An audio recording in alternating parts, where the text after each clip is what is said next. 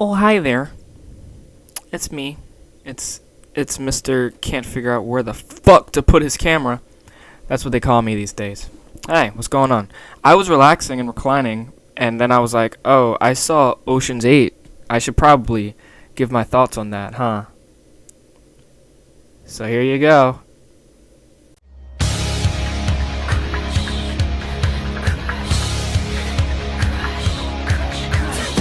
Yeah, I saw Ocean's 8, and here's what I thought about it. I'm gonna start with the characters. The characters were pretty good. It has a pretty great cast, which is why I was personally interested in it. I love all the characters. I have massive, massive crushes. I've had a crush on Sandra Bullock since that one scene in The Proposal where she's just wearing that towel, that very, very small towel. And I love Mindy Kaling, even though she's not in enough stuff. I've had a weird MILF crush on Sarah Paulson ever since American Horror Story Asylum, I think. I don't like that show, but I like her. Helena Bonham Carter is just my emo wife, and there's others. Rihanna, duh. Rihanna, come on. But besides that, yeah. So the acting, the characters, they weren't given a ton to work with. It's a pretty simple movie, but they were enjoyable. They did a great job as the characters, despite being somewhat one-dimensional. They were all fun and cool to watch.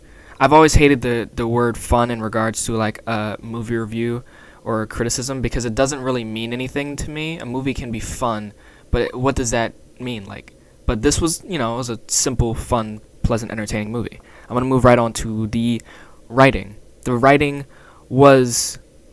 it's ironic in a way because the heist and everything within the movie was very, very convoluted and complex, but the movie in and of itself was extremely simple. Like I said, you don't get a lot of time to explore different dimensions of the characters. Some characters don't get as much shine as others. Aquafina, I guess, she does a really good job. She gets a lot of screen time. She does really good.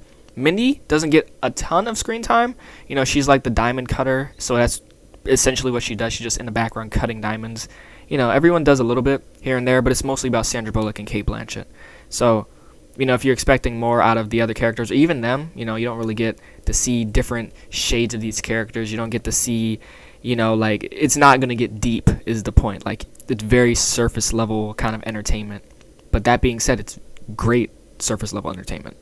So, on to the plot. The plot, again, is very cut and dry. It's just women, this group of women, these con artists try to rob a person at an event, and they pretty much set everything up to make it happen. The plot is, it's not a very unique plot or anything like that. It's not reinventing the wheel or whatever, but it's something. It's something to get you in the theater, and it's just a thing to kind of get the ball rolling with it. And they could have potentially done other stuff with it. It does kind of drag near the end. It feels like it could be ending at like 10 different points, but once the actual heist gets going is when it is at its peak, and I think they did a really good job with the actual heist aspect of the movie. So I don't really have a ton to say about this movie, so I can just really wrap it up right now. I'm going to go ahead and give Ocean's 8 a 4 out of 5.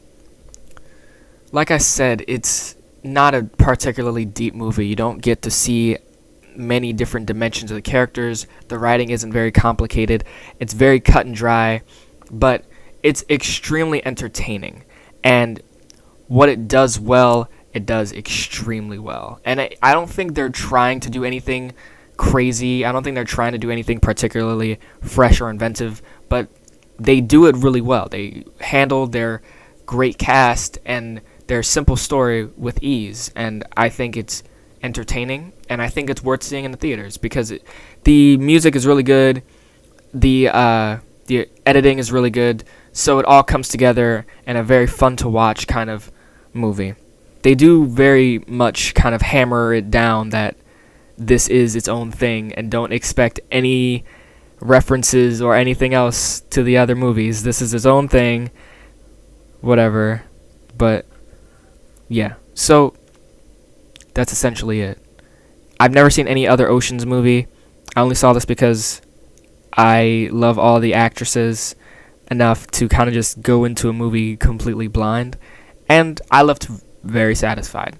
It's a good summer movie and a good movie in general. This is not in my top 5 of the year or anything, but I liked it. It was entertaining. So, yeah, before I start talking in circles, that's really all I got for you. Thanks a lot for watching.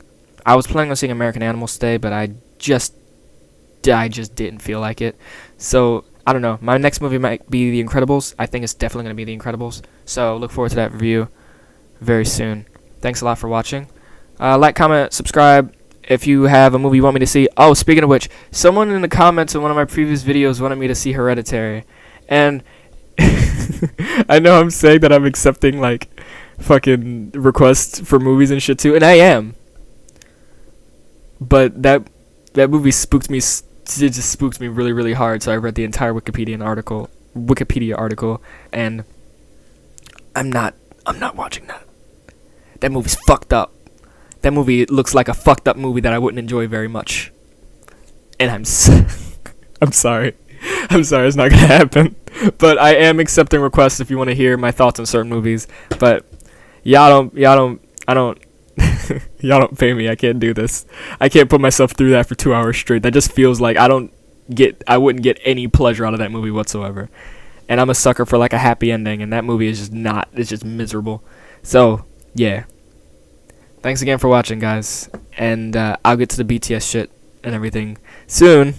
Promise. There's a lot of stuff happening over here, and I'm stressed. But we'll get to it. But that's it. Later.